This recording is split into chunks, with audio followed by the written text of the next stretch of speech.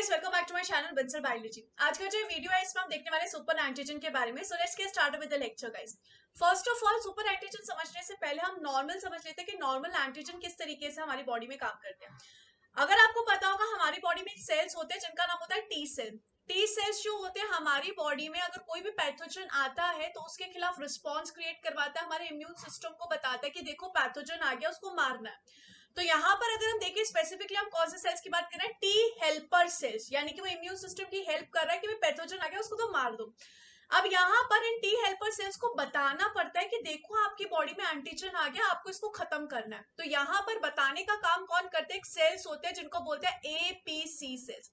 APC full form क्या होती है? Antigen presenting cells. नाम से ही पता चल रहा है क्या करेंगे? एंटीजन को प्रेजेंट करेंगे।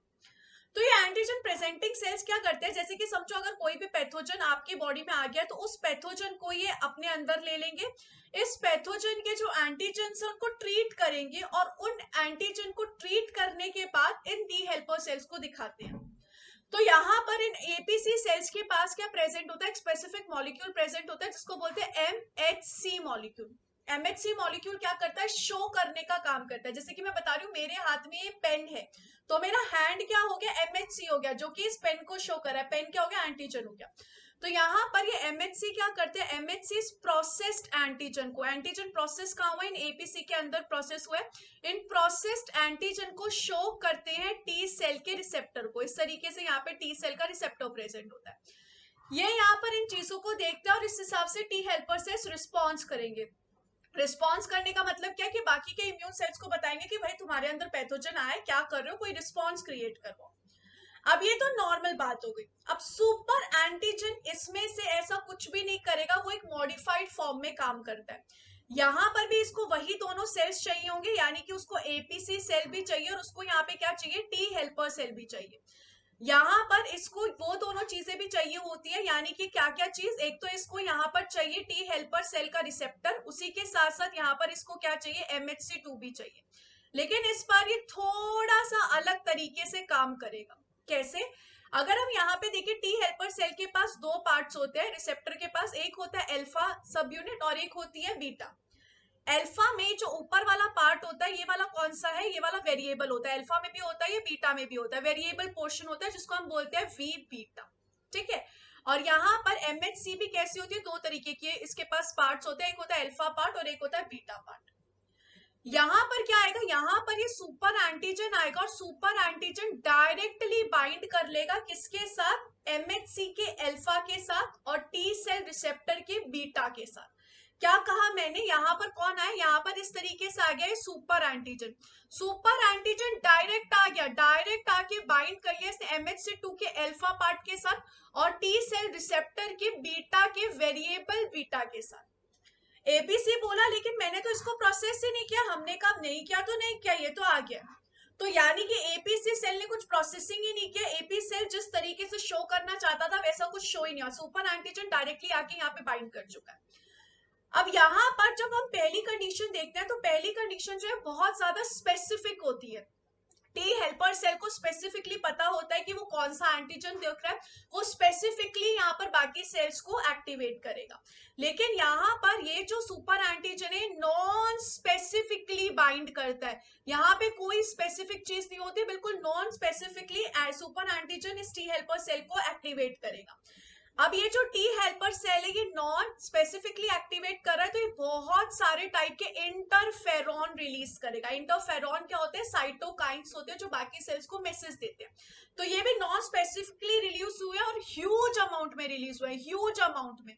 क्योंकि यहाँ पर टी सेल को समझ ही नहीं आ रहा भैया एंटीजन अब हो कौन से, ये ह्यूज अमाउंट में रिलीज करेगा। अब ये जो इंटरफेरॉन है ये क्या करेंगे? ह्यूज अमाउंट में जाके मैक्रोफेज सेल्स को एक्टिवेट करेंगे। अब मैक्रोफेज सेल्स जो है बहुत सारे एक्टिवेट होंगे, तो ये यहाँ पर क्या रिलीज करेंगे? और मॉलिक्यूल्स रिलीज करेंगे, जैसे इंटरल्यूकिन 1, इंटरल्यूकिन 6, TNF, यहाँ पर अल्फा। ये सब मॉलिक्यूल्स क्या होते हैं? ये सारे मॉलिक्यूल्स बाकी के इम्यून सिस्टम को एक्टिवेट करेंगे और इनको हम इन्फ्लामेटरी भी कहते हैं। इन्फ्लामेटरी का मतलब क्या होता है? कि हमारी बॉडी में इन्फ्लामेशन करवा सकते हैं। तो ये सारी जो चीजें हैं ये कैसी होती है? प्रो इन्फ्लामेटरी होती है और ये आगे जाके इन्फ्लामेशन करवाती है हमारी बॉडी में। तो ये सब क्या हो रहा है, अब यहाँ पर बहुत ज्यादा सेल्स एक्टिवेट हो रहे हैं, टी सेल्स भी यहाँ पे क्या करेंगे, डिवाइड होंगे, तो टी हेल्पर सेल्स का भी अमाउंट बढ़ते जा रहा है, बढ़ते जा रहा है। और ये सारी चीजें कैसे हो रही है, नॉन स्पेसिफिकली हो रही है, कुछ भी यहाँ पे स्पेसिफिक नहीं चल रहा।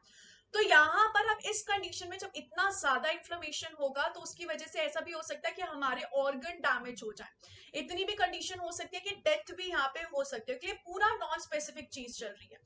ऐसा ही एक चीज करता है फूड पॉइजनिंग के टाइम पे स्टेफिलोकोकस, स्टेफिलोकोकस भी यहाँ पर सेम चीज करता है। और यहाँ पर अगर हम ये देखें, ये क्या करता है, फूड पॉइजनिंग हमें कॉज करता है, ये भी एक सुपर एंटीजन के तौर पे वर्क करता है। अगर हम यहाँ पे देखें, सुपर एंटीजन दो तरीके के हो सकते हैं, एक हो सकते हैं एक्सोजीनस और दूसरे यहाँ पे हो सकते हैं एंडोजीनस। एक्सोजीनस और एंडोजीनस में क्या फर्क होता है, जो एक्सोजीनस है वो बैक्टीरिया के या वायरसेस के ऐसे प्रोटीन्स होते हैं जो रिलीज कर दिए जाते हैं। तो यहाँ पर क्या है, ये प्रोटीन्स हैं जो कि सॉल्यूबल प्रोटीन्स होते हैं। सॉल्यूबल प्रोटीन यानी कि इनको रिलीज कर दिया, जैसे कि समझो यहाँ पे एक बैक्टीरिया है तो बैक्टीरिया इन प्रोटीन्स को रिलीज कर देता है, तो ये एक्सोटॉक्सिन एक्सोजीनस हो गए। वही एंडोजीनस में क्या होता है, ये सेल मेम्ब्रेन प्रोटीन होते हैं, सेल मेम्ब्रेन पे ही प्रेजेंट रहते हैं, और ये सेल मेम्ब्रेन प्रोटीन हमारी बॉडी में सुपर एंटीजन के तौर पे वर्क करते हैं। तो सुपर एंटीजन बेसिकली क्या है, ऐसे मॉलिक्यूल्स हैं जो कि non specifically T helper cell के रिसेप्टर के जो वेरिएबल बीटा उससे बाइंड होंगे, और MHC2 के किससे बाइंड होंगे, अल्फा पार्ट से बाइंड होंगे, दोनों से बाइंड होकर नॉन स्पेसिफिकली टी सेल्स को एक्टिवेट करेंगे, उनसे साइटोकाइन रिलीज करवाएंगे, जिसके से बहुत सारे मैक्रोफाज एक्टिवेट होंगे। अगर हम नॉर्मली कंडीशन में देखें तो नॉर्मल कंडीशन में लगभग 0.0001% ऑफ टी सेल जो है वो एक्टिवेट होते हैं, दैट्स इट, सिर्फ इतने टी सेल एक्टिवेट होते हैं। लेकिन सुपर एंटीजन के टाइम पे आप 20% टी सेल्स को एक्टिवेट करवाते हो, तो you can see the difference कि कितना ज्यादा डिफरेंस है दोनों के बीच में, जिसकी वजह से यहाँ पर हम इसको सुपर एंटीजन कहते हैं कि हमारे में टॉक्सिक शॉक भी कर